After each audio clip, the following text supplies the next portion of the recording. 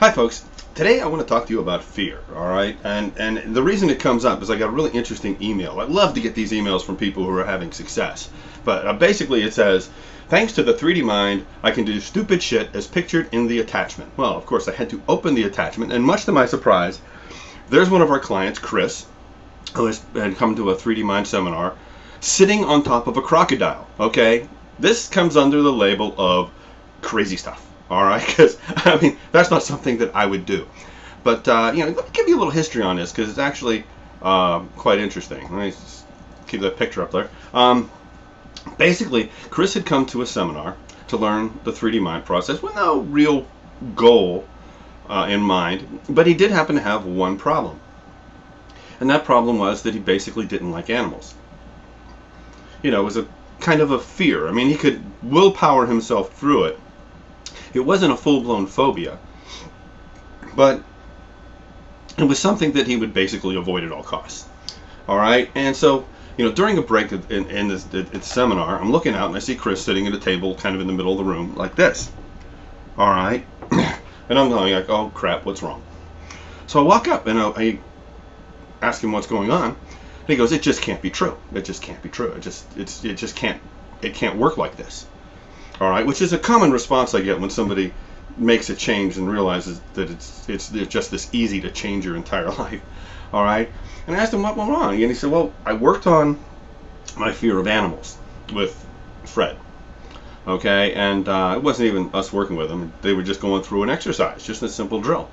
And we had taken a break, and they went to Regent's Park, which is a really beautiful park in North London, because we're having the seminar at Regent's College. It was close and convenient. And they went and talked to somebody and borrowed a dog.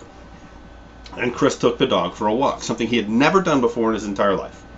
Or if he had done it, he was forced with a gun to his head. But it was something that for him was not a possibility. And the experience was, I don't know if anybody has ever, and maybe you guys can understand this, but do you ever do something and then expect to feel a certain way and not have those feelings show up?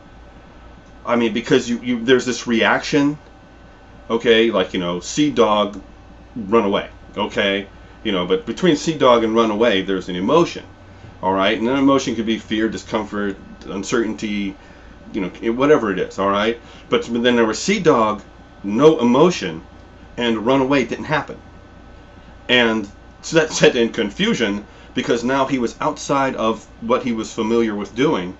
And he was having a brand new experience doing something that shouldn't have happened. It shouldn't have worked. And keep in mind, he's had other types of trainings. There's other kinds of self-help stuff that's out there. And there's a lot of it out there. Some of it's good, but I would say most of it's complete crap. So when you find something worthwhile, you should, learn it and use it. And like I said, there's several things that are good. And of course, I like mine best. But the thing is that he was so far out that it actually had blown his reality because he could not understand that you could take 15 minutes, learn a process, take 15 minutes, run through the 3D mind process, and at the end of the process, go out and do something you'd never been able to do before. All right? For some people, it's very quick like that on certain things. For other people, it takes a little more hunting, but actually doing the process takes no time at all. All right? Now, the interesting part is, and if you want to read this article, if you're watching this on YouTube or some other video service, the website address is essential-skills.com. All right, and I recommend. I wrote an entire article. I figured I'd do a short video on it. The interesting part is how this change has changed other things in his life as well. He's getting his master's degree. He's getting out of bed in the morning. He's working out. He does stand-up comedy and public speaking gigs, and his speaking's improved. In his words, he says tenfold, and he's getting amazing speaking gigs. All right, that's great. He's motivated. He's first in his class. Things that have never happened before, all based upon eliminating fear. Okay, now I know I'm going to get the obligatory email, all right, by some well-meaning idiot that's going to tell me that without fear, people would jump off of buildings, they'd run in front of cars, they'd forget to breathe, they'd do all these stupid things without fear, okay? All right, if you're that person listening to this, turn this off now, okay? Because frankly, you're just not bright enough to be listening to what I'm going to say next, because what I'm going to say next is going to blow your mind even more. All right, just I'll give you a minute. Just hit the pause button or delete or move on to, some other innocuous video of somebody getting kicked in the balls. You'll probably have a whole lot more fun watching that. All right.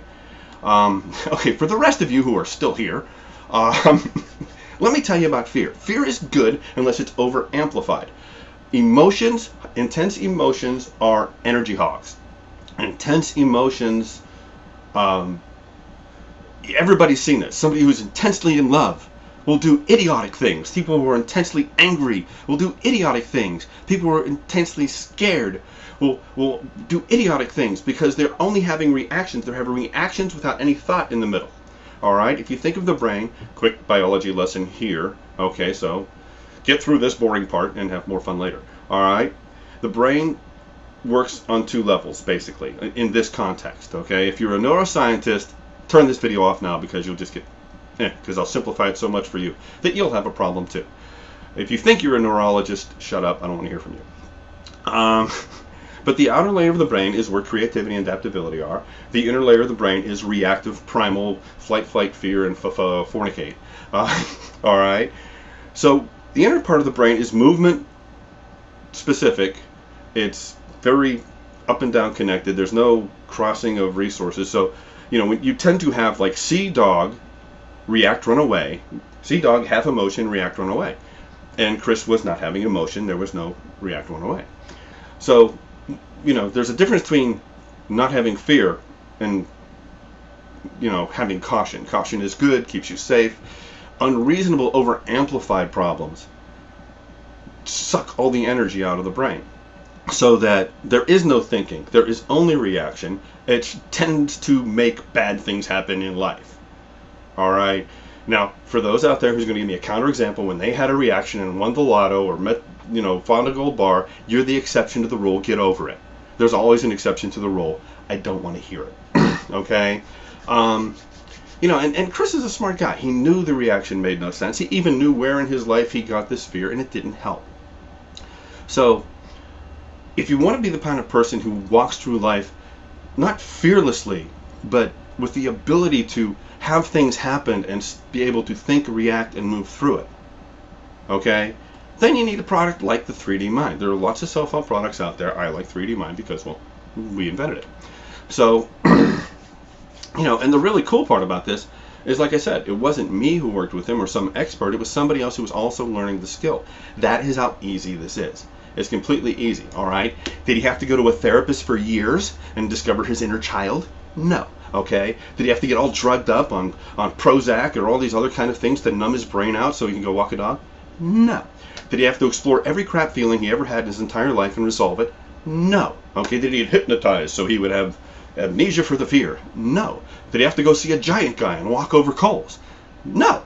Okay, all he had to do was spend 20 minutes to change his life. All right? I love getting these emails. If there's some more of you out there, and I know we have thousands and thousands of clients all over the world, and you have your success stories, feel free, and I'll make a video about you too, and I'll do it. If you're curious, go to essentialskills.com, essential-skills.com, and read through some of our stuff. If you have any questions, feel free to comment. To all those people I offended by calling them idiots, I don't care. You're an idiot. It doesn't bother me. I'm not afraid of you. Anyway, have fun. I'll talk to y'all later.